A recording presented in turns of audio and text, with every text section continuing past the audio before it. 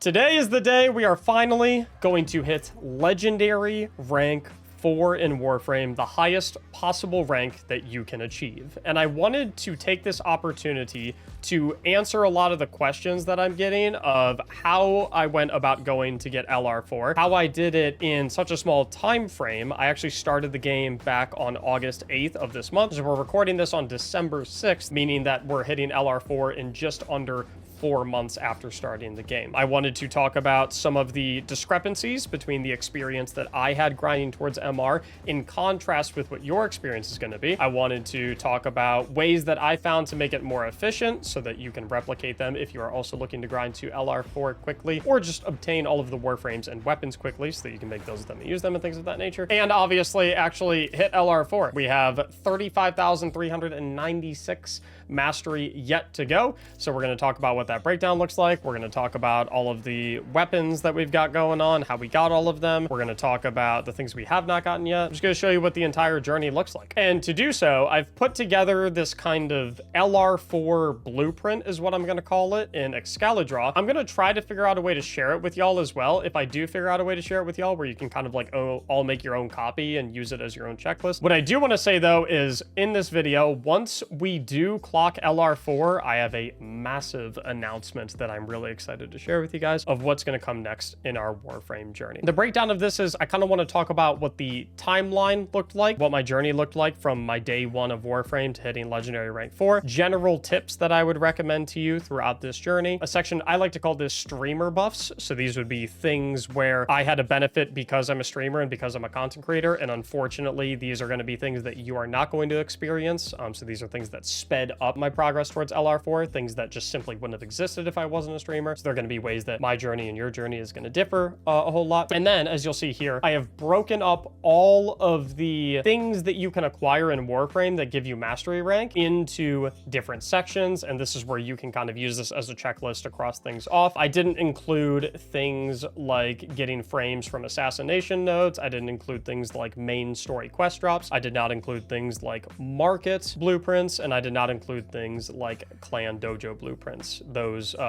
just kind of go without being said. Get every single blueprint from the market. Always do every assassination node until you have all the components for the Warframe. Get all of the blueprints from the dojo and craft those all out. And of course, do all the main story quests and all the side quests. But first things first, we got to start with the LR4 grind. We're going to start with the timeline of what my journey has looked like in these past 4 months of playing Warframe. I started the game just like any other typical player. I didn't really know what mastery rank actually was. My purpose in Warframe was not grinding mastery rank. It was just learning the game, learning about the story, kind of cruising along and having like a very as natural of a Warframe experience as I possibly could, right? So obviously I started out just kind of learning the game. I was doing all the campaign quests. When I didn't have a campaign quest that I had access to, that's when I used the grinding of the star chart and the junctions to kind of direct my progress, right? So my mindset was like, okay, if I had a main story quest to do, I would do the main story quest. If I didn't have any main story quests available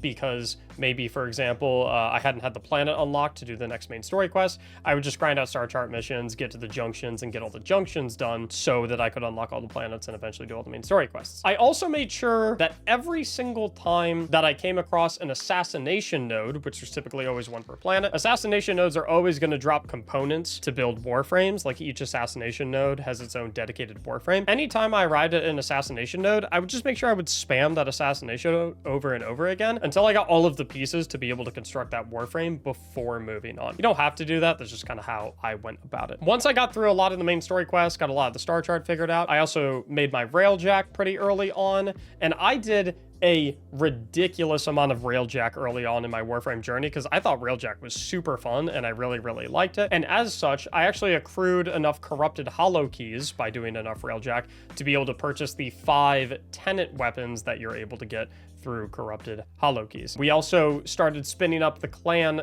dojo, so a big focus since there are probably a triple-digit number of weapons and frames that you can get through the clan dojo, which is instrumental in grinding mastery rank. We had a huge focus on getting a concentrated group of individuals into the clan early on, grinded out all of the research patterns since they were low cost, since we had a low clan member cap limit. And then once we got all of those patterns researched, opened up the clan, got it to 1,000 members, and started bringing people in. We still got some more space, by the way. So if you are looking for a clan, you can join the Discord server linked in the description below. There's a clan recruitment channel in there where you can apply. Also got the helmet charger. Randomly, you get the cyst on your Warframe's neck. You let it sit there for a week, and then you can go to the incubator and make a unique pet. In month number 2, this is where I would say I got the bulk of all of my Warframe journey stuff done. So in month number 2, I completed my star chart. At this point, I was probably through all of the main story quests, with exception to things like New War and Deviri and Whispers in the Walls and stuff like that. But I had most stuff unlocked. And then in month 2, I completed and finished the majority of the main story quests. So I ended up finishing my entire star chart, just dedicated like a night or 2 to grinding that so I could unlock Steel Path. And I prioritized heavily all of the rep grinds. So I tried to basically, every single day that I was playing, I tried to make it a point to make sure to hit my daily rep caps on every reputation vendor that I had access to, so I could try to get them all to rank 4 or 5 as quickly as possible. Some of them only go up to rank 3, like Necroloid, for example, but I tried to be really focused on making sure that I hit my daily rep cap every single day so I could get those maxed out. In month number 2, I did a ludicrous amount of Void relics, and this is where I kind of want to talk about, I want to deviate from my timeline here and talk about streamer buffs. And so when I say streamer buffs, these are the things that I would say where my experience is going to vary from yours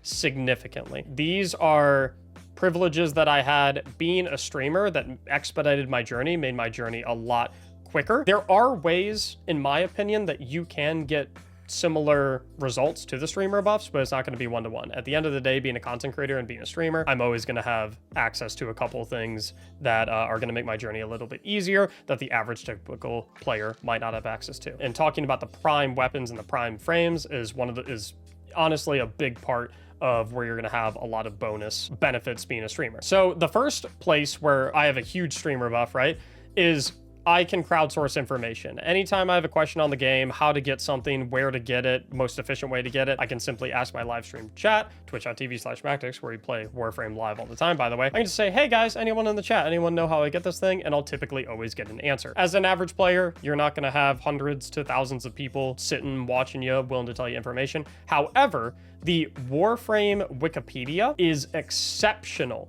for information. Anytime you wanna figure out how to acquire certain amps, you want to know the crafting pattern, you want to know the acquisition source, anything like that, you typically can just look up the name of a Warframe, look up the name of a weapon, look up the name of literally anything, and you will be able to find pretty much every single piece of information you could ever want to know on its stats, acquisition source, all that good stuff. Crowdsourcing information, just asking a chat that's going to answer for you is definitely going to be a lot easier, but use the Wikipedia. It's your absolute best friend when it comes to figuring out where to get stuff, trying to figure out any specifics and things of that nature. Another huge benefit I had is simply people to play with. Being able to just say, hey, does anyone in the stream want to hop in and run this mission with me? Allowed me to complete missions a lot more quickly. It allowed me to access content that maybe I wasn't powerful enough to access yet. But I would say the number one way this helped me, without a doubt, is for things like vaulted relics, for vaulted prime frames and vaulted prime weapons. I'm not going to say it's impossible for you to find people that are willing to crack vaulted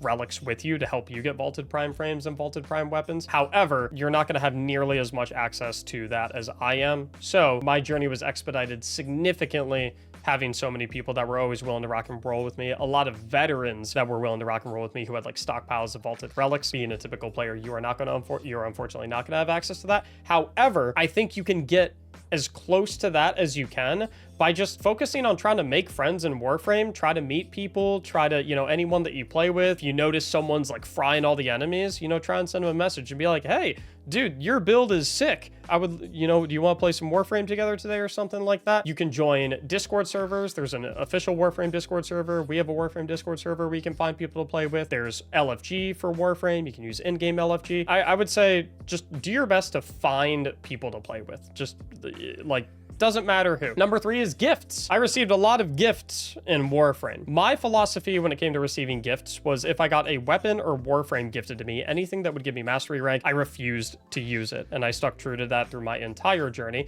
However, I still did receive gifts that are going to expedite my journey significantly, and you as an average player are probably not going to randomly receive a bunch of gifts. Things like boosters, things like Forma, things like relic packs really set me on the fast track. Although, if you do want to get gifted some stuff, stick around till the announcement at the end of the video. When it comes to gifts, I would say the things that expedited my journey the most would probably be the resource booster. You might think that an affinity booster would expedite things the most quickly, but a huge part of the mastery rank grind is getting enough resources to be able to craft all of the things that you need to level up. And having a resource booster for things like plastids, things like polymer bundle, things like argon crystals, things like oxium, cryotic, Orokin cells is probably the biggest one. You need 10 to 15 Orokin cells for every single prime frame and prime weapon. Resource boosters are gigantic. Relic packs, also gigantic. Just having relics to spam, although that's a little bit of crossover with the people to play with section. And then the also thing that's going to be absolutely massive is Forma. Getting gifted Forma is going to be extremely huge for expediting my journey, something that you're unfortunately not going to be one-to-one with on me. You're going to have to craft a lot of Forma because there's a lot of weapons in the game that you can level up to 40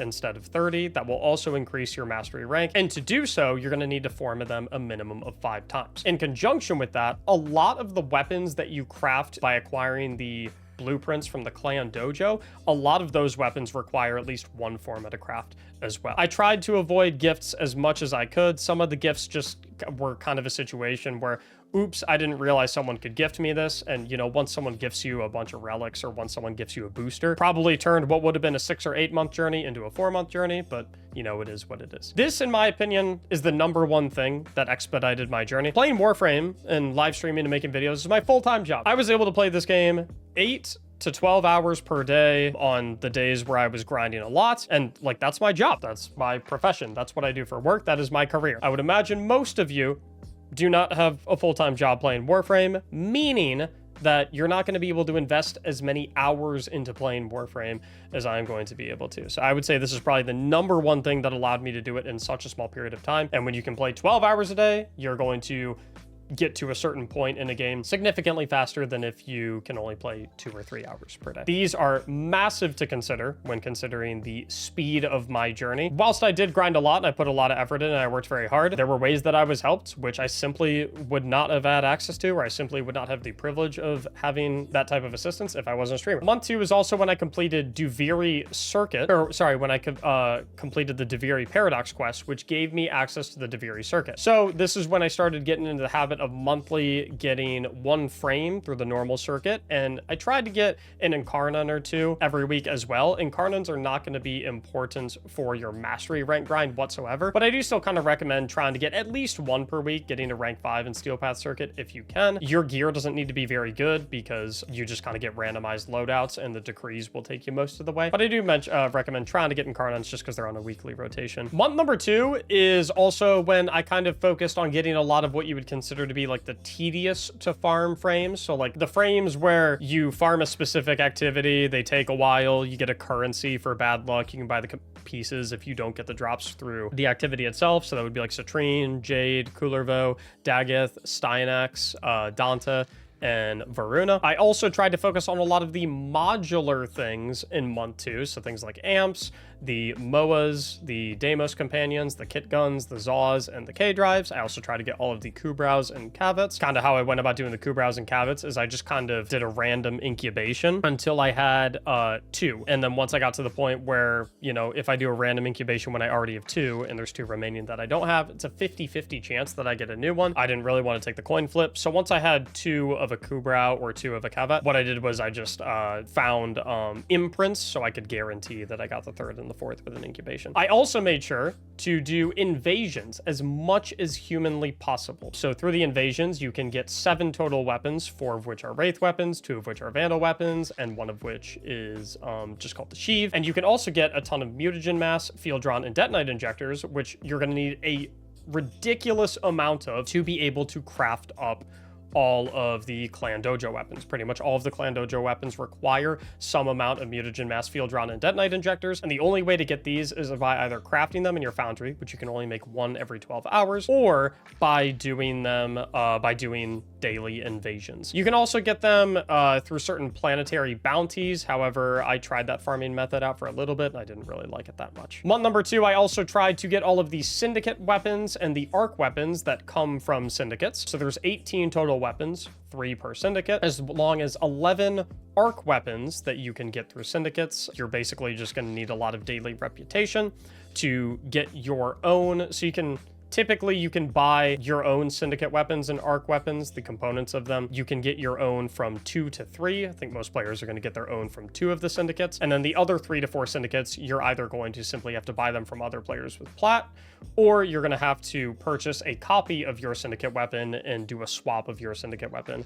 with their Syndicate weapon, because when you get reputation with Syndicates, you obviously go into negative reputation with the other ones. It'll just take too long to level those up to get those Syndicate weapons as well. Final thing I did in month 2, I did a lot of isolation vaults so that I could get all of the Auric and Matrices to rank up Necroloid, so I could get Bone Widow, so I could get the 2 weapons through isolation vaults, the Aram Spinoza and the Sporothrix, and so I could get the Cortege and Morga from Necroloid from ranking him up. In month 3, I didn't really play that much. I also play a lot of Destiny 2, create a lot of content for Destiny 2. In month number 3, episode Revenant of Destiny 2 release, so I wasn't spending that much time playing Warframe because I had a lot of focus on making guides and things of that nature for the new content in Destiny. But I did do the Kome event since she dropped around that time, and I got Caliban for free in that month. And finally, month 4, where we are at the current moment, the final month, I've had a big focus on getting all of the limited time Barrow Katir weapons. You just kind of gotta get platinum and buy them from other players. Although I do have an alternate way to get those that I'll let you know about. I farmed out every single Kuva Hunt weapon, every single Sister Hunt weapon, and all of these Sister Hunt hounds. I did a lot of the outstanding side quests that I had remaining to get a lot of side quest frames, Octavia, Mirage, Limbo, Titania, etc., etc. I got all of the Narmer bounty weapons. There's 3 weapons through Narmer bounties.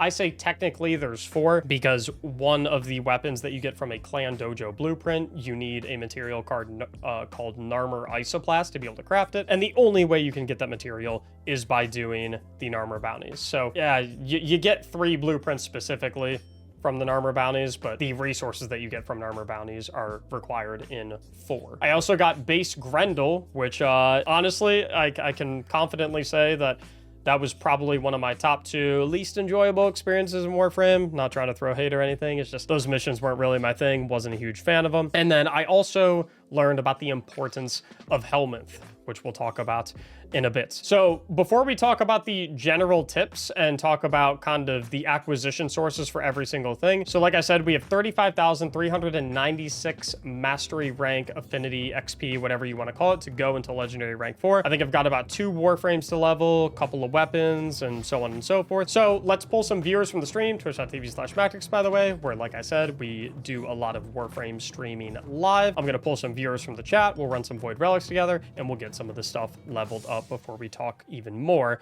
about the LR4 blueprint. Did you ever feel like your mastery rank grind was tedious or mind-numbing? To be completely honest, not really. I mean, there were certainly some areas where maybe I didn't enjoy the quest that we were doing. So like, for example, the Citrine farm took a while. I didn't like the Dagoth farm too much. But the really cool thing about Warframe is to get this high mastery rank, you have to basically get every single thing in the entire game.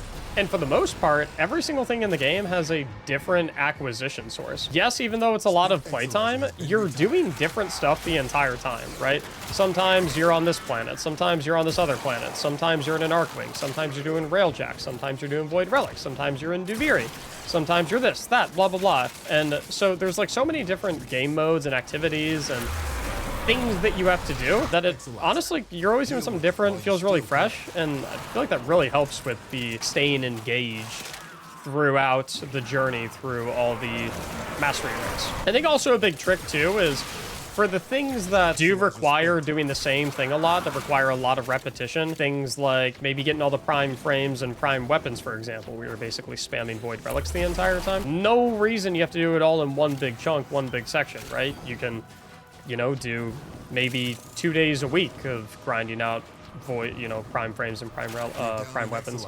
And then the other 5 days that you play, or however many other days you play, whatever, you can focus more on doing bounties in a certain area, focus more on rep grinds, focus on doing like exploiter orb or profit taker or something like that, right? You really can take everything in bite-sized chunks, which I really like. Favorite thing that you had to grind? All of you that were watching the stream and watching us through this journey, what would you guys say seemed like our most enjoyable experience? You guys think Railjack is what I had the most fun with? Which is a crazy thing to say because I know that a lot of people hate Railjack, primarily due to the fact that in its introduction to the game, I didn't play during this time, obviously, but it's my understanding that it was mind-numbingly bugged and broken, and a lot of people kind of hated it for that reason. I think I've had maybe like one bug that I've ever experienced with Railjack one time, where we had this like weird situation where like we collected all the void traces or something like that for a void storm, and it didn't like finish our relic crack or something like that, or something weird. I don't know, I can't remember exactly what it was. Railjack felt very refined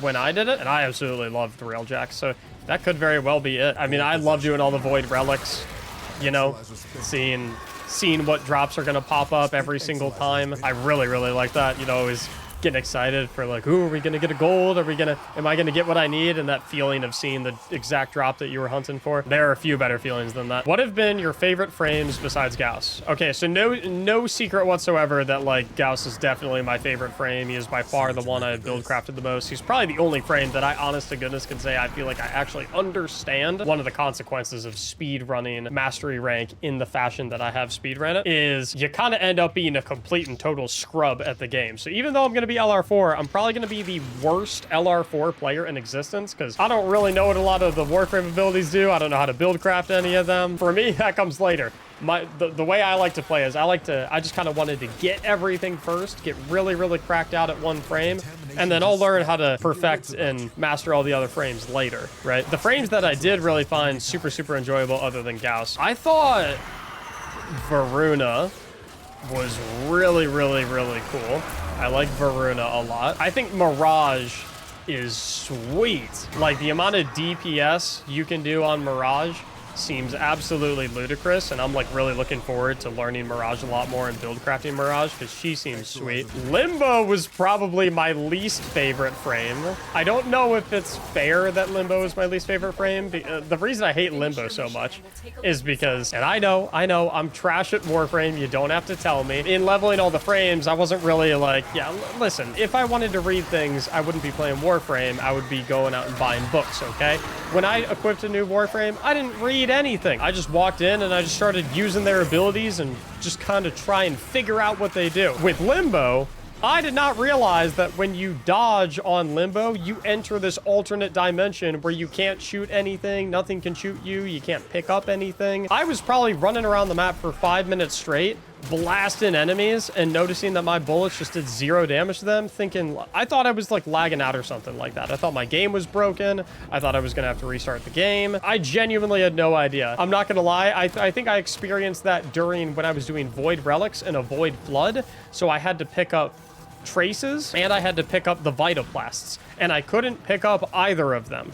And it was just kind of making me lose my mind, and I kind of hate Limbo a little bit for that reason. I really liked Titania, or I still don't know if I'm saying her name right, but I really liked her for anything I had to speedrun. She was like my go-to frame whenever I had to do invasions, just going into the butterfly form, and you know, I had Razor Wing Blitz on, so I used my 1 and I go super fast. And the one thing I hated doing though was running Titania when I had a Volt on my team, because that was too fast. There's something to love about all of the frames, and the thing is, I have a pretty strong feeling that once I actually put a lot of time into build crafting and learning and understanding all the combos and the nuances and the intricacies of all the frames, I have no doubt that I will probably love each and every single one of them, because if there's something that Digital Extremes does well, it is killing me in the middle of trying to explain a point. If there's one thing that Digital Extremes does well, it is making every single frame feel like it has a unique playstyle, a unique gameplay loop, a unique personality, and all that good stuff. So I really do love all of the frames. I think they do a fantastic job of giving every frame its own identity and really excelling on kind of crafting their gameplay loop around that identity. Before we step in with Valbin, let's come over back to the blueprint. I really want to talk about the general tips that I would give for someone who's aspiring to go through the mastery ranks. And I would also encourage, if you're watching this on YouTube, if you feel like there's a general tip that I missed, just let me know. One thing I do want to mention is mastery rank does not automatically equal skill, right? So I think it's important to recognize that if you're gunning for a high mastery rank very, very quickly, I do want to give a disclaimer that I think it's important to recognize that this is not what indicates whether or not a player is good. What a high mastery rank indicates is how much of the different items in the game a player has, how many different types of activities they have done. So I think that it's really important to recognize, like I said earlier, despite me about being LR4 soon, truth be told, I'm just being completely honest, and I don't think there's anything wrong with it. I don't know what most Warframes do. I don't know what most of the weapons do. I don't know how to build craft most of them. For me personally, the way I like to experience games is I'm a completionist first. I like to get everything that I can get first, and then I like to worry about mastering and becoming god tier with all the different stuff. If that sounds up your alley, then I think it's great to grind out the game like this. If that sounds not really as enjoyable to you, then I would say don't do it. The beauty of video games is that there's no one objectively correct way to enjoy them. And if speedrunning the MR ranks and getting everything ASAP sounds appealing to you, then that's awesome. Right up my alley personally. But if that doesn't really sound like the way you want to play Warframe, there's absolutely nothing wrong with that. You can take 10 years to get LR4, and that's perfectly fine. That is just as objectively correct as getting LR4 in 4 months. If you are looking to grind out mastery rank though, some general tips I have for you. Like we said previously, I do like staying on an assassination node until you have gotten the frame that comes from that assassination node. So when you're doing your initial star chart grinding, once you hit the assassination node that gives Rhino, keep doing it a couple times until you get all the Rhino pieces. Same goes for Mag, so on and so forth. I would say as well, try to get rank 5 on all of your reputations as soon as humanly possible. Some of them, if you're only focused on mastery rank, can just go to rank 4. So like the Quills and Little Duck, for example, you can just get to rank 4. The things that you get at rank 5 are specific arcanes. You can get to rank 5 eventually, but if you're just focused on MR at the current moment, you don't need to speedrun getting to rank 5. Always check the invasion tab up at the top, see if there's any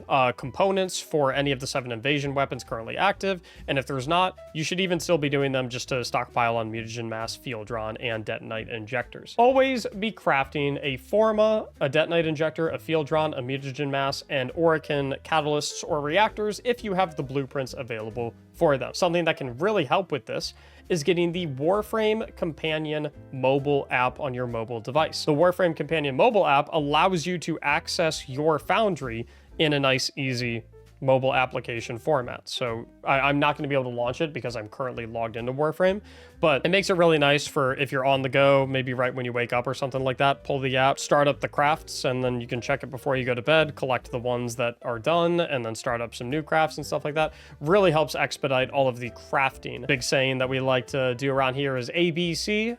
Always be crafting. Speaking of the Warframe mobile experience, there are some weapons and frankly a lot of things that you can get just by logging in. You get a daily login bonus. Try to log in at least once per day. Even if you don't plan on actually playing Warframe that day, just log on once per day so you can get your Warframe login daily counter incremented. And something that can help with this a lot is there is a mobile version of Warframe. So you can download the mobile Warframe version of Warframe. This is different than the mobile companion app. Just try to log on once per day just to increment that counter if you can.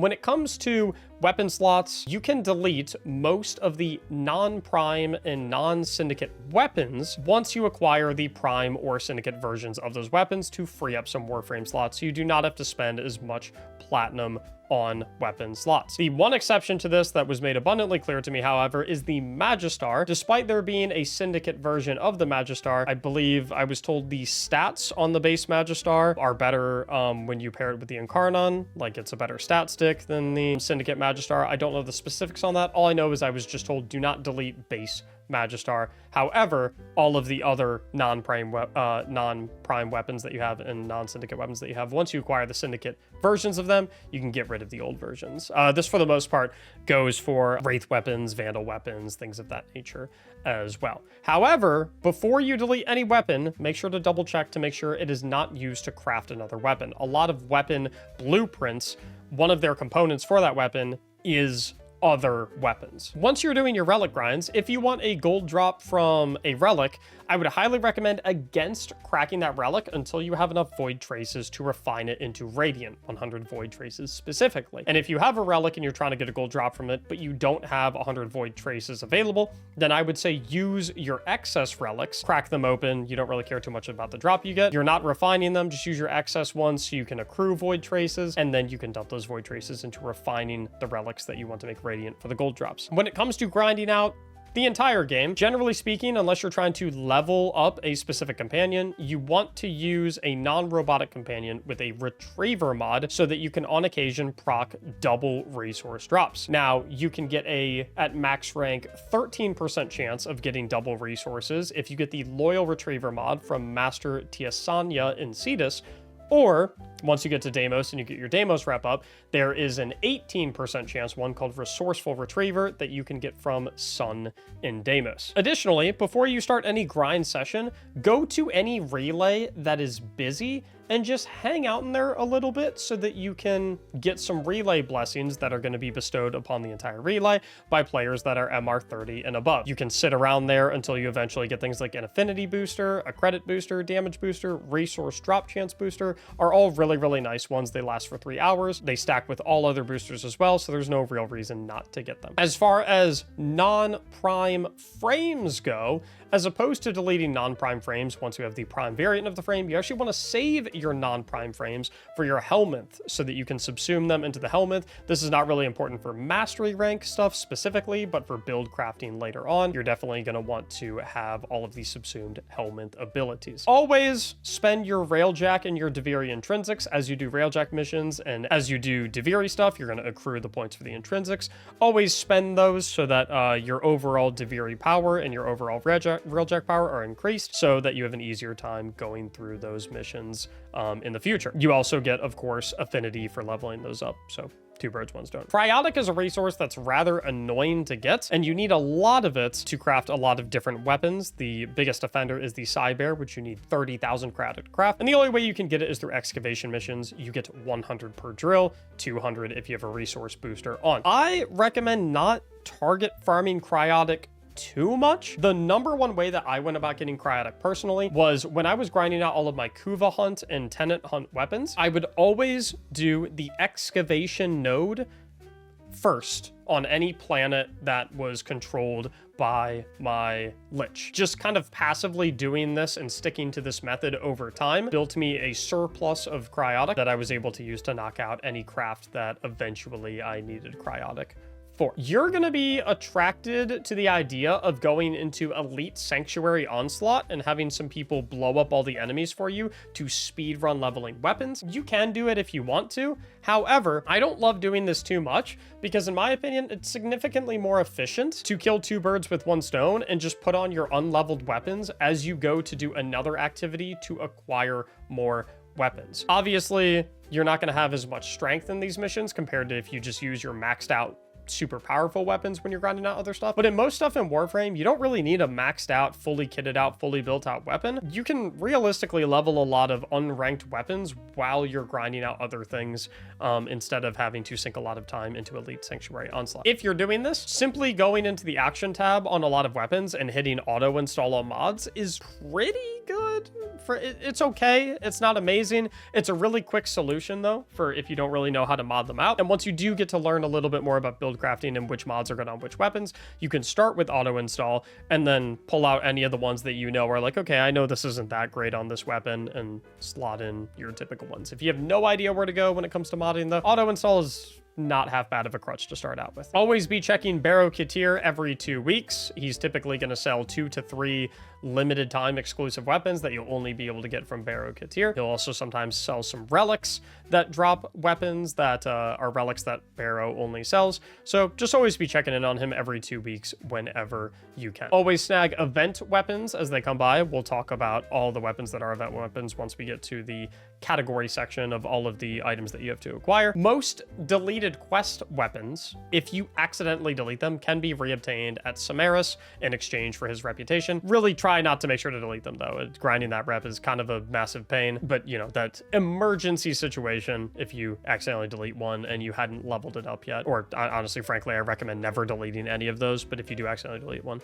you can get it back from Samaras. Speaking of limited time weapons through Barrow Katir, the Tennokan relay appears in July and sells all of the Barrow weapons. I'm told. I don't know this for a verifiable fact, or rather I've not experienced it because I only started in August, so I have not experienced the Tennokan relay yet, but I'm told that you can go to the Tennokan relay and Barrow will sell all of his weapons. If you don't want to spend a bunch of plat buying the limited time weapons from other players, then that's a decent solution, I suppose, if you're willing to wait. I am told you do have to buy a Tennokan ticket, though. That involves real money, buying a Tennokan ticket to have access to the Tennokan relay. So I guess if you're not going to Tennokan, which is the better value, right? Spending money to get plat to buy all of the Barrow Katir weapons, or spending off other players, or spending money on a Tennokan pass to be able to go to the Tennokan relay and buy them all with ducats. Oh, it's only 20 bucks. It's not that bad. It's probably better value than to do it with ducats then. Some weapons that are tradable in the game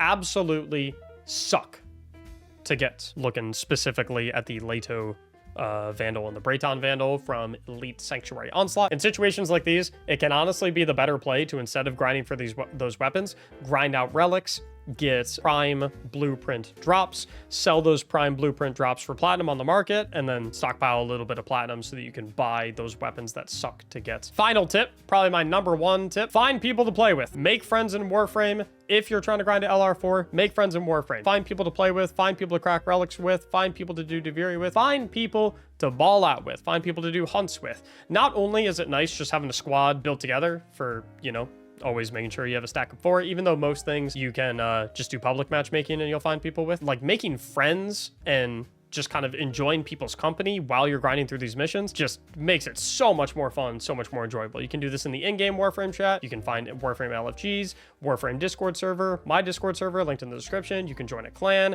anywhere. Just find people to play with. It'll make the experience a million times better. That's the timeline of my Warframe journey. That's all the general tips that I have for you if you're going to grind this out. We are 20,396 away, so we're going to get a little bit closer to LR4, and then we'll go over all of the specifics of all of the things that you're going to kind of have to target focus and target farm. When I was first starting out Warframe, I was definitely under the impression that Forma was not nearly as necessary for a mastery rank up as it was like endgame build crafting, but I think Forma is definitely a little bit more important to the mastery rank up recipe than I originally understood. Number one way, all the weapons that you have to level up to 40. I think there's like 20 Kuva ones that you have to level up to 40, and like another 10 or 12 Tenet ones, plus you got Paracesis, plus you got both of the Necromechs. That's a lot of Forma. That's like hundreds of Forma right there. Definitely did not realize back in my first couple months of playing how absolutely game-changing the Forma gifts were for the MR grind. Now that I'm deeper into the MR grind, where, you know, we're grinding out all the Tenet weapons and sister weapons and whatnot, definitely apparent how big the Forma is. Yeah, most of the Clan Dojo weapons too, no doubt. That's why I said, like I said, getting gifted all that Forma, that's automatically and irreversibly gonna make my experience in this grind as a streamer different from the average player. We officially have our Mastery Rank Up Challenge available for Legendary Rank 4. Before we start it, let's take a quick look at the Equipment tab. We are currently 729 out of 745 available items in the game. Obviously, there's some hidden ones. I guess 729 items is the mark that we needed to hit. That includes every single Warframe in the entire game, 103 out of 103. We have all but 4 visible primary weapons. We're missing the AX-52, which it's my understanding we will be able to acquire that once 1999 drops. We are missing the Volcar Wraith, which is a limited time Barrow weapon. We are missing the Zenith, which is a login weapon, and I scrolled past one. It is the Tenet Envoy, which is highlighted because we own the weapon, but only rank 34 because we have not gotten it to 40 yet. On the secondary weapon side of things, we have 137 out of 140, currently missing the Azuma, which is a login weapon, the Detron, which you get by killing the Zanuka hunter that randomly decides to hunt you after you complete an invasion for the Grenier versus the Corpus. Do you have to kind of get lucky with these? It's a massive pain. None of them are tradable. It kind of sucks. And then the Dex Furies, an anniversary event weapon. 204 out of 213 melee weapons, missing the Azathane, which is a Deviri weapon, Heat Dagger from Nightwave, Hespar from Zeraman, Plasma Sword, also Nightwave, I believe, Prisma Dual Cleavers and Prisma Obex, both from Barrow, Veracruz, also from Barrow, Sigma and Octantis, and Zenistar, also login weapons. Like I said, we have every robotic in the entire game, all the companions, all the vehicles, all of the arc guns, all of the arc melees, with exception to the hidden one, and all of the amps completed. Before we officially trek on and start with our mastery rank up challenge, like I said, we are going to go over this blueprint of how you can also acquire all the things, kind of how I went about it. So like I said, I'll try to have a link in the description down below so you guys can have access to this. Hopefully you can make your own version and kind of cross things out as you get them. Going by areas, we have Cetus, which is going to give you the Gara Warframe through, you'll get the components through the bounty, you'll get the blueprint through the Size Vigil main story quest. Revenant, you'll get through the Mask of the Revenant side quest, is where you'll get the blueprint, and then you'll get the components through bounties. On Cetus, you're also going to get Zaws, which are going to be the modular melee weapons. You're going to obtain all the components for these and guild them so that you can get mastery rank experience with them, with Ostron Reputation, which is just going to be the typical Cetus reputation by doing bounties or doing hunting out in the wild. On Cetus, you can also get 5 of the available amps, specifically by purchasing the components from Quill Onko using the Quill standing. And the final thing you get in Cetus is a Vasca Cavet Companion, which the acquisition method I say is vampire roleplay. What that means is you need a Cavet that you own, and you need to go out in Cetus during nighttime, or the Plains of Eidolon rather, during nighttime, and you need to let it get bit by a wild Cavet to turn it into a Vasca Cavet. So you need to, I get for zombie roleplay, vampire roleplay, I don't know what you want to call that. I say vampire because you have to go out at night. Next is Fortuna stuff, where you can get the Baruch, Garuda, and Hildren Warframes. Garuda, you'll get the blueprint from the Vox Solaris main story quest and the components from Fortuna bounties. And Hildren, you will get the components through the Exploiter Orb, which you need Thermia to begin, or a teammate that has Thermia to begin it. You can look up a guide on how to do that, so you know specifically how to do an Exploiter Orb run, or you can wait for Hildren to become available in the normal Deviri circuit on a week-to-week rotation. In terms of Fortuna-specific weapons, you've got the Compressa, which you'll get from the VentKids vendor with VentKids standing, and you'll also have 3 amps that are specific to Fortuna that you'll buy from Little Duck using Vox Solaris standing. This is the Cantic, the Clamora, and the Lega. You'll also have 4 kit guns, another modular weapon type, 4 of which you'll get from the Fortuna vendor using Solaris United standing. You got Catchmoon, Gaze, Rattleguts, and Doomfinger. You also have 4K drives that you'll get using VentKids standing. This is going to be the Bad Belly, the Flat Belly, the Needle Nose, and the Runway. You'll also have 4 MOAs that you'll be able to obtain that you'll have to build using components that you can purchase from Legs using the Solaris United standing. You also have to guild them so you can get MRXP from them using Solaris United standing. And finally, from Legs, you have 4 Sentinel weapons that you can buy with Solaris United standing. Moving on to Deimos, where you're going to notice we have 3 different Deimos areas. I've broken these into different categories depending on the rep vendor that you get a lot of the stuff from. So Deimos, right out the gate, when you first arrive at Deimos, you're going to be spend most of your time in the Necrolisk, where you're going to be involved with the Entrati standing. The Warframes you'll get through the Necrolisk area of Deimos is going to be Zaku, where you get the main blueprint through the Heart of Deimos main story quest, and you get all of the components through Deimos bounties. You'll also have Lavos, which you buy the components for just with Entrati standing. For weapons in the Necrolisk, you'll get the Cedo just for Entrati standing. You'll get the Mausolon when you eventually craft the Void Rig, the components of which you will also get using Entrati standing. And you'll also get the Quasis, Sepulchrum, and Trumna, each of which require a Saraglass shard, each of which cost 20 grandmother tokens. So you'll need 60 total grandmother tokens to get all 3 of these weapons. You actually need 80 grandmother tokens in total for 4 Sarah glass shards, 1 for each of the weapons, and 1 to get to the final rank up of Andrade. You'll also have 2 kit guns that are specific to the Deimos area that you get from Andrade Standing, the Spore Lacer and the Vermis Placer, and you also have a K drive that is specific to Deimos that you don't actually have to spend standing on. You get it simply by completing a K drive race. It's in like the top left of the map. It's really annoying, took me like 10 tries, but on the bright side, it has a 100% drop rate if you do successfully complete the race, and you can try it as many times as you want. Now, for companions that you get, you'll get them by using Andrade Standing to purchase a lot of the components that you need to craft the modular companion, and you'll use Sun tokens to guild the companions. Now, you can get 3 different Predicites, the Medjay, the Pharaoh, and the Vizier, and you can get 3 different Volpaphilas. I've always called them Volpaphilas, but I'm actually pronouncing them correctly now. Now, to get these, you simply need to go out into the Deimos open world, and you need to find Predicites and Volpaphilas of these names, wait for them to get weakened by other enemies so that they have the capture symbol above their name, and their name will change from Medjay Predicite to weakened Medjay Predicite, and so on and so forth. So basically wait until they have weakened in front of their name, and then you can go and capture them, and that will allow you to use them in the base craft to obtain them. Also in Deimos is going to be a lot of Isolation Vault stuff, which is going to center primarily around the Necroloid Reputation Standing, which maxes out at rank 3. You have 2 different weapons that you get from the Isolation Vaults specifically, Aram Spinosa at tier 2 Isolation Vaults, and the Sporothrix at tier 3 Isolation Vaults, the components of which will rotate over time, so you'll just have to keep spamming them and get lucky. Also, once you rank up your Necroloid enough, you will have access to the Cortege and the Morga weapons, and you'll also be able to buy all of the Bone Widow components from Necroloid so that you can make your other Necromech, joining the Void Rig as well, both of which can be leveled up to 40. On the Zeraman, you can get the Gyre Warframe from bounties, and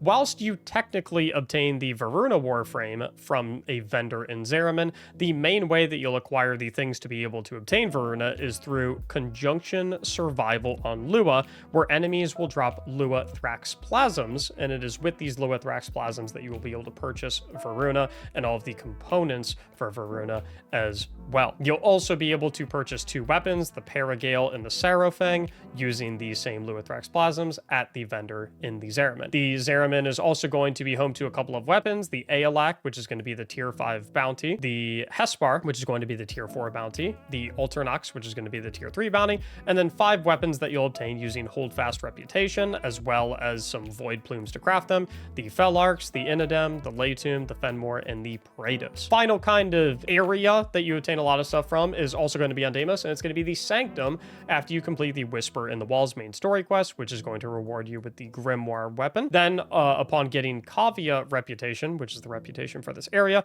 you'll be able to buy the Ekhane weapon. You'll be able to get the Mandanel and Corvex through the bounties as well. And by doing Sanctum Disruption, you will have chances at getting components for Dante, Onos, and Ruvox, but you will also get Vessel Capillaries when doing these, which is kind of like the bad luck protection system. You can then go to a vendor in the Sanctum and purchase specific components that you need for all of these. Moving down to Duviri stuff, Duviri is going to be home to where you're going to want to obtain a lot of base Warframes, because their standard acquisition method is a gigantic pain. Trinity is the one you're going to want to go for in week 1. I wouldn't say the Trinity farm is the end of the world. It's definitely not as bad compared to a lot of the other options here. However, you do farm it from an assassination node, and that assassination node does take a while, so you can go ahead and grab Trinity on week 1 if you want. Ash, I would definitely recommend getting through the normal Duviri circuit. Ash is kind of a pain to get through their regular acquisition method. In week 4, you'll have the choice between Saren and Vauban, neither of which I think are terrible to obtain. Saren you get by doing the assassination, which requires you to basically accrue credits by doing specific missions so that you can then enter in to the assassination mission that you get her components through. It's a little bit of a pain, but it's probably a little bit faster doing that than it is getting Saren through the circuit. It might just be a little bit more annoying. Vauban, you get all of his components through Nitane Extract through Nightwave. And it's pretty easy to get Vauban using Nitane Extract through Nightwave. However, Nitane extract is acquired through Nightwave creds, and there's a lot of things that you want to spend Nightwave creds on that are going to give you MR. There's a lot of weapons that exist that are specific to Nightwave that you can only get with Nightwave creds, and obviously there's only a limited amount you can get over time. These are two where I would say if you want to go for them, it can speed up your grind in other areas, but I wouldn't get them strictly because you think that they're a huge pain to get in other areas. Oberon, another one where you don't necessarily have to get it through normal Deviri circuit. Oberon you get typically through specific nodes in Railjack. And if you're doing a lot of Railjack to get your Railjack intrinsics and all the other Railjack specific stuff, you'll probably passively acquire Oberon. If you want, you can get him in week 5. There's not really any other frame in week 5 you would want to get otherwise. Mesa is the week 7 frame that you're going to want to get. I didn't even try acquiring Mesa the standard way. I was told it was horrible, and I was told that I shouldn't dare even attempting to get Mesa the normal way. So Mesa is a must obtain through circuit. I would recommend in week 7. In week 8, you have options to obtain either Ivara or Aneros. Now, Ivara you get typically just by getting C loot table spy mission drops. In my opinion, didn't really think it was that bad. Maybe it's just because I like doing spy missions. You can put on like an invis frame like Wukong to basically cheese them and make it very easy. Most people would tell you to go with Ivara through week 8. However, honestly, I would encourage you to go for Aneros in week 8, because typically you get Aneros through the Sands of Aneros side quest, which you obtain from Baero Katir. And in my opinion, this is probably the worst side quest in Warframe. It's rather unenjoyable and it's a bit cumbersome, especially if you get bad RNG with the specific enemies that you have to find. Me personally, I would urge you towards Aneros because I don't really think Spy is that bad, but if you really hate Spy missions, maybe go for Ivara over here. On week 9, Nidus and Harrow are both kind of annoying to obtain through their typical acquisition methods, although Nidus is significantly worse to obtain. So if you have to pick between these two, go with Nidus through week 9, and I would say that that is a must obtain. I'm gonna do pink arrows to the ones where I'm like, hey, make sure that you get these when they're available. Week 10 is Korra. Typically you get Korra through Sanctuary Onslaught. Don't bother. Please do it through Deviri Circuit. Week 11 is Hildren. Hildren's not that bad. You can farm up Hildren components by spamming Exploiter Orb. Through this, you could not. It's kind of up to you. I would say probably farm Exploiter Orb to get some of the toroids that you need to craft other stuff, and then whatever Hildren components that you don't have, you can maybe, if you're feeling like you're going to get unlucky, maybe do it through Deviri Circuit. The final frame that you get through Deviri is Kullervo, where you go and fight the Kullervo specific boss in the main area of Deviri when you do the Deviri experience. I would highly recommend this doing this on Steel Path because you get a currency from Kullervo, which is what allows you to eventually buy all of his components, and doing it on Steel Path gives you more of that currency than doing it on the regular. However, you can only fight Kullervo in the anger, sorrow, or fear spiral of Deviri. So if it's envy or joy or anything like that, then you cannot. Same goes for Rauta, one of the weapons. Same situation. You get Kullervo Bane from fighting him during the anger, sorrow, or fear spiral, and you can buy the Rauta components and blueprint from a Deviri vendor. Another bunch of weapons come from Deviri, specifically a lot of melee weapons that you get all through Pathos Clamp, which you get whenever you finish a Deviri experience run or a Deviri lone story run. This is going to be the Argo and Vel, the Azathane, the Eden, the Sampotes, and the Siam. Sun and Moon you get just by completing the Deviri cycle quest. Final weapon you get through Deviri is the Cinta, which you get by doing the owl puzzles, the ones where you kind of put the balls in the, receptacles and then they draw lines all over the place. They're kind of confusing. I would recommend looking up a video guide. Kind of a pain to get a little bit, not gonna lie. For Railjack specific things, you obtain all of the Sevagoth components when doing Void Storms, aka relics in Railjack missions. Like we talked about, Oberon you get by doing any missions that have Earth or Saturn. The point of interest, the little white icon that pops up, if you go and complete that when you do the mission, it gives you a chance at the Oberon piece. And then you get Ash. However, like we said, we recommend doing Ash through the circuit. The weapons, I would highly recommend looking up the specifics of where to acquire each of these weapons on the Warframe Wikipedia. It's just a little too much to type out right here, but these are all of the weapons that you can get that are specifically gated behind Railjack. In addition, Nautilus is also gated behind Railjack, specifically the Neptune POIs, again, the little white icons. You complete them in the mission and they give you a chance to give you a Nautilus piece. I would recommend you check out the wiki to see which specific pieces for Nautilus come from which specific Neptune missions. Final Railjack stuff that you get are going to be 5 5 Tenet weapons. These are all weapons that can be leveled up to 40. You will purchase these weapons from a vendor inside any relay for 40 hollow keys apiece, and you have a chance to get hollow keys anytime you complete a Railjack mission. Moving on, we have Veilbreaker, which will become available to you through the Drifters camp on Earth after you complete the Veilbreaker quest. You get the Styanax Warframe, and you get 3 weapons, the Agrit, the Aphentis, and the Slytra. Getting Styanax will require, I think you'll have to get it over a 5-week span, because every weekly completion that you have of the whatever weekly Veilbreaker mission it is gives you a rank up, and you need to be at least rank 5 to get all the Styanax components. You'll also get a currency when you complete these missions that will allow you to buy the pieces for Styanax, all 3 of the weapons, and some very good mods, and some very cool ephemeras. The Stalker weapons, Stalker drops 5 weapons. One of them you are going to get from the second Dream main story quest, the Broken War. The other 4 you get simply by whenever Stalker hunts you, you cross your fingers and hope that they drop the blueprint when you kill them. Despair, Dread, Hate, and War, unfortunately not tradable, so you just gotta get lucky. Invasions, we talked about previously. You get the 2 invasion weapons whenever you complete an invasion, whichever side you did it against. So for example, if you team up with the Grineer for an invasion, the Corpus will be angry at you and therefore send the Zanuka Hunter after you, and vice versa, where the Grineer will send the Goostrog 3 after you. Whenever these enemies randomly spawn and hunt you and attack you, once you kill them, you have a chance to get a component for the Brack or the Detron respectively. These are very annoying to get, untradeable, unfortunately. I still don't have the Detron personally just because I've gotten unlucky with it. Like we said, there's also 7 invasion weapons that come just from getting the components from the invasions themselves. If I click on the invasion node and I scroll down, right here you can see this one either drops the Dara Vandal blueprint if I side with the Corpus, or the Twin Vipers Wraith Barrel blueprint if I side with the Grineer. So just always be checking those. Always make sure you're trying to get all those components. They are tradable, so you can buy them from other players, but it's not too bad to just always check and get them in the background whenever they're available. Narmer bounties, which will be in Venus and Earth, specifically Cetus and Fortuna, will unlock after you complete the new war quest. You get the Caliban Warframe, or their components specifically, through these bounties, and you'll also be able to get 3 weapons directly from the bounties, the Corum, the Neferi, and the Vertilac. The bounties will rotate which weapon is dropping on a, I think it's like a 4 to 8 hour cycle or something like that. I can't remember off the top of my head. And then the Venato, the blueprint of which comes from the dojo, is also kind of tied to these Narmer bounties because the Narmer bounties drop a resource called Narmer Isoplast, and Narmer bounties are the only place where you can get this resource, and that resource is required to craft the Venato. So that's why I say there's like kind of 4 weapons through Narmer bounties. There's 4 weapons that require the Narmer Isoplast resource, whereas 3 of them, the Corum, the Neferi, and the Vertilac, their blueprints drop specifically from these bounties. You've also got Ghoul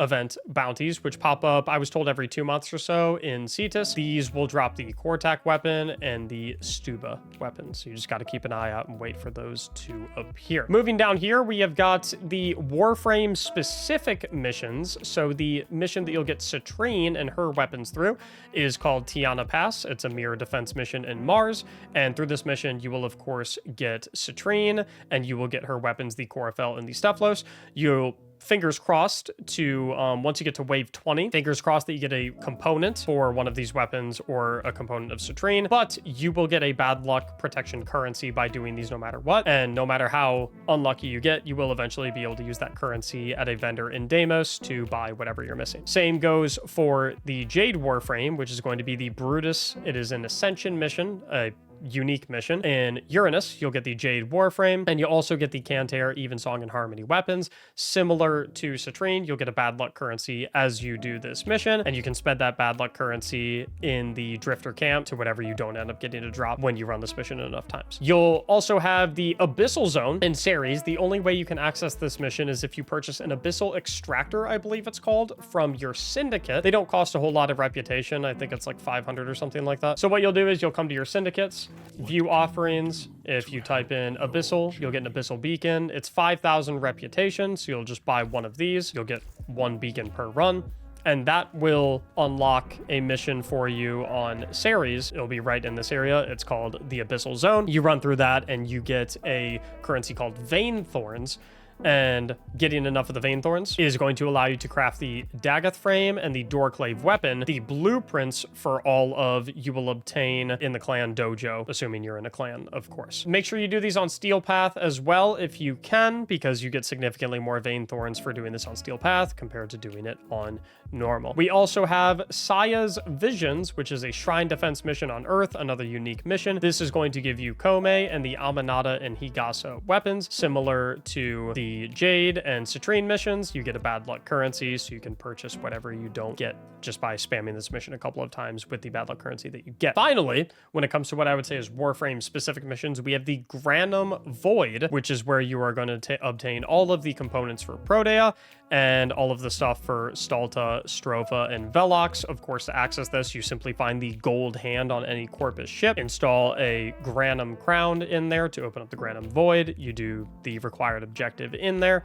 and hope that you get each component. I don't remember too much about all that stuff, so I would recommend checking out the Wikipedia for specifics on that, because I did all that in month 1 of my Warframe playtime after I finished the side quest that gives you access to the Granum Void. Next, we have Sanctuary Onslaught and Elite Sanctuary Onslaught. Like we said, you get Korra from Sanctuary Onslaught. I would highly recommend just doing Circuit. That sounds like a terrible farm. I did not do it. I just got her through the circuit. I would highly recommend you do as well.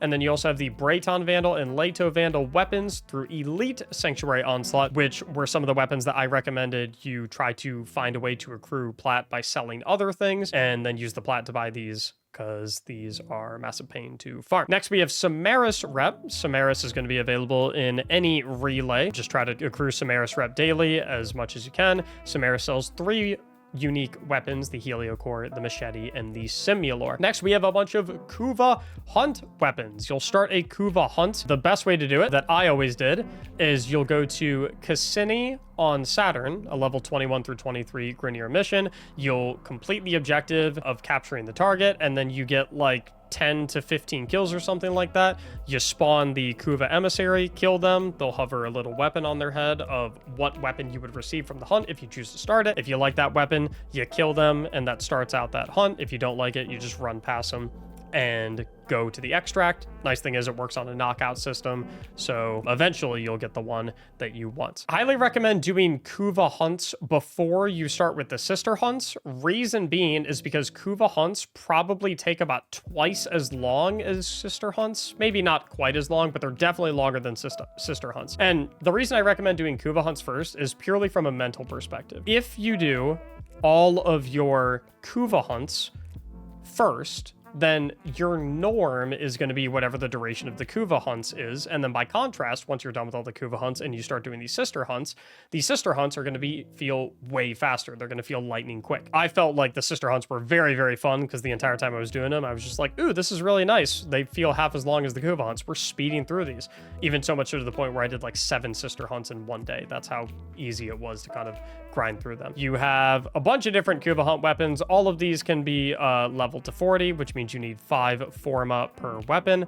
Same goes with all of these sister hunt weapons. Sister hunts, you start similar to Kuva hunts. Instead of going to Cassini on Saturn, though, you're going to go on Hydra on Pluto. Basically, you're going to launch up Hydra, look for the golden hand, hop in there, start the Granum Void. If you're doing it solo, you only need 25 kills in the Granum Void. I highly recommend doing them solo, because then, you know, just getting 25 kills isn't so bad once you're in the Granum Void. Then you're going to let the Granum Void fail after you get the 25 kills. Go and find the capture target, kill them, capture them, and then you're going to spawn the sister emissary. Same thing as the Kuva Emissary. Kill them, weapon hovers above their head, mercy kill them, do the finisher on them if you want to lock in that weapon for the hunt. Sister hunts also provide companions, 3 specifically, and each of them come with their own weapons. So these are going to be 9k rep apiece. You'll get a Byra Hound, a Dorma Hound, and a Heck Hound. Unless you get extremely unlucky, getting one of each of these sister weapons will probably net you one of each of the hounds for MR purposes. Just saw someone point out in chat, good call. Use the Zorus for doing, for starting the sister hunts when you go into the Granum Void. Syndicate weapons. There are 18 Syndicate weapons, 6 Syndicate arc guns, and 5 Syndicate arc melees. The arc melees and arc guns you get by purchasing components from the Syndicate. So if I come over here and I look at my Arbiter of Hex's Syndicate, you will see that I have access to the Corvus barrel, the Decurion barrel, the Phaedra barrel, the Syngas barrel, basically all the barrels. Whereas if I look at my Suda Syndicate, you'll see I have access to different options, a bunch of receivers, a Fluctus barrel, etc., etc. You will basically need to swap these with other players or just buy the versions from other players that you can't get. So like, for example, there's no way I'm getting any of them for Red Veil because my Red Veil is negative rank 2. So basically what I need to do if I want to get the Wrathbone handle, the Agkusa handle, the Fluctus limbs, is I either have to buy them off other players who are allied with this faction with platinum, or I have to swap them my pieces that obviously they can't get because they're in the flip-flop situation that I'm in. Same is going to go for the 3 exclusive weapons that are with each syndicate. So for Red Veil, you've got the Racta Ballistica, the Racta Cernos, and the Racta Dark Dagger. And each syndicate is going to have its own 3 weapons. So you have the 3 Racta weapons here, 3 Vacors, 3 Telos weapons, 3 Synoid weapons, 3 Secura weapons, and 3 Sancti weapons. Typically, you are going to be able to get 6 of these 18 completely on your own, even 9 of 18 if you're patient, but the other 9 to 12, you are going to have to swap with other players or purchase them with plat. You can, of course, if you want to be super patient, you can change your alliance and work your way up from the -2 ranks once you get everything from the ones that you first select, but that would take quite a bit of time. You can go that route if you want to, but that's up to you. Finally, we have what I'm calling like my limited time section. So these are ones that are a little bit out of your control. You just kind of have to wait in some situations. Nightwave, like we said, sells a lot of different prints. Each of these prints, they're pretty much all melee weapons, cost 50 Nightwave credits. So you've got the Ceramic Dagger, Dark Sword, Glaive, Heat Dagger, Heat Sword, Jaw Sword, Pangolin Sword, and Plasma Sword, which are all going to be 50 Nightwave credits for the blueprint. You've also got the Vitrica, which you will only be able to get if you have the Niles Obolete, which is a decoration that you place down, and then you also need a key to enter into there. It takes you into this very unique mission, which rewards you with the Vitrica blueprint. You also have the Wolf Sledge, which is a component that you need to get wolf beacons for. Use wolf beacons to summon the Wolf of Saturn 6, I believe is his name, if I recall correctly, and pray for RNG that you get all of the wolf sledgehammer components. If I recall correctly, though, these components are tradable, so if you're getting unlucky or you don't want to wait, you can buy them off the market. I think previously I said you get all of Valbin's components using Nitane Extract, which is inaccurate. You get all of his components using Nightwave credits. So it's 25 Nightwave credits a piece for all of his components. You could go this route if you want to, or you could get Valbin from the circuit. It's completely up to you. Next, we have event-specific weapons. These are ones where you just kind of gotta wait for the event to come around. The Halloween event, Knights of Nabarus, is going to bring the Basmu, the Seti Lacera, and 2 Zaws that are specific to the Knights of Nabarus. You can also allegedly get the Basmu and the Seti Lacera through clan events. I have not experienced this personally, so I don't know. I'm told you can also trade for these, so perhaps. So the Basmu, it looks like you can trade for. The Seti Lacera, it also looks like you could trade for. They're rather inexpensive. The Zaws, however, it looks like you cannot trade for the Zaws. So the Zaws, you do have to wait for that event to roll around. You can also get 4 Dex weapons during the Warframe anniversary events. I believe, did you guys say that was in March? The Gorgon Wraith, you get from the Razorback event. The Imperator Vandal, you get from the Fomorian event. The Opticore Vandal, you get from doing Thermia Fractures out in Fortuna, or the Orb of Valis, rather, I apologize. However, Barrow can also sell this weapon if you want to get it through there as well. And then the Snipetron you can get through the Valentine's event titled Star Days, is what I was told. There might be other ways to acquire these. Again, I have not really experienced a lot of these events, haven't experienced the anniversary events, the clan events, or the Valentine's event, so I'm not super knowledgeable on these. I'm just frankly missing a lot of these weapons, so if people want to clarify for me in the comments down below. There are 4 login weapons. You will get your first choice at one of these weapons at day 100 of your login bonus. You will get to pick another at day 300. You will get to pick another at day 500, and you will get to pick another at day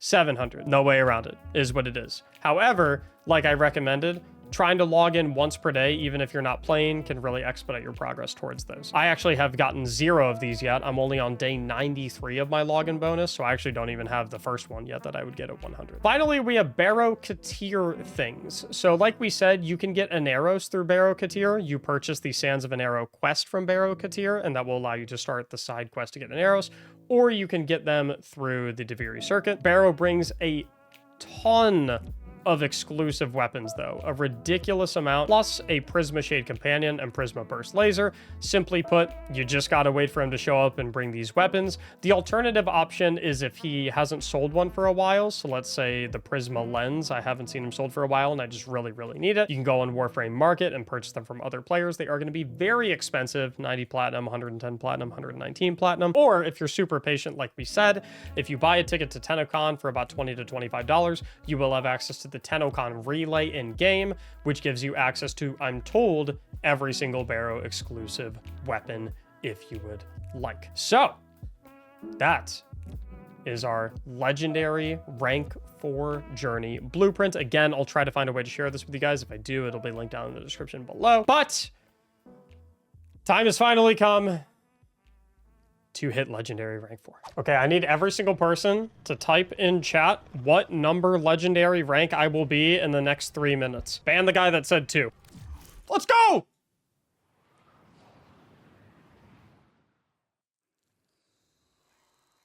You have proven your skills with weapons, Tenno. But what of your endurance? One take, everybody knows the rules! This onslaught?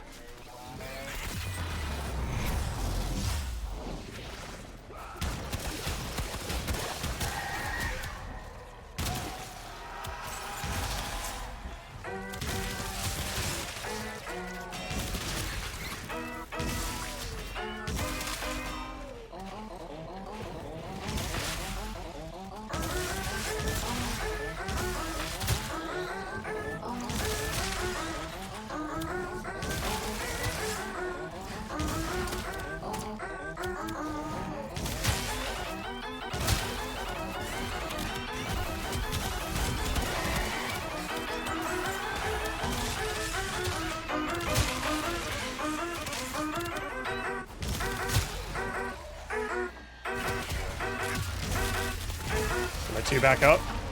I need a red line again. My rolling guard's off cooldown.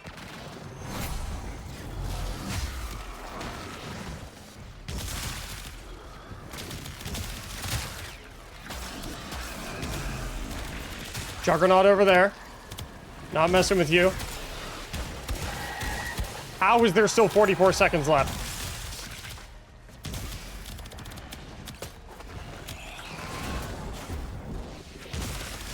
There's Juggernauts everywhere. I'm going through mid. Ah. Okay, this seems safe.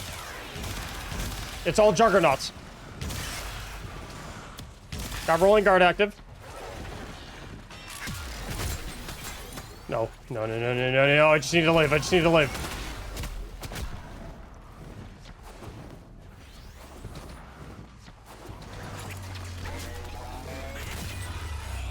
Just need to live. Come on. Rolling guard. Come on. Yes! A formidable performance. Yes! This test is now complete. Yes! Mission complete. Excellent work, Tenno.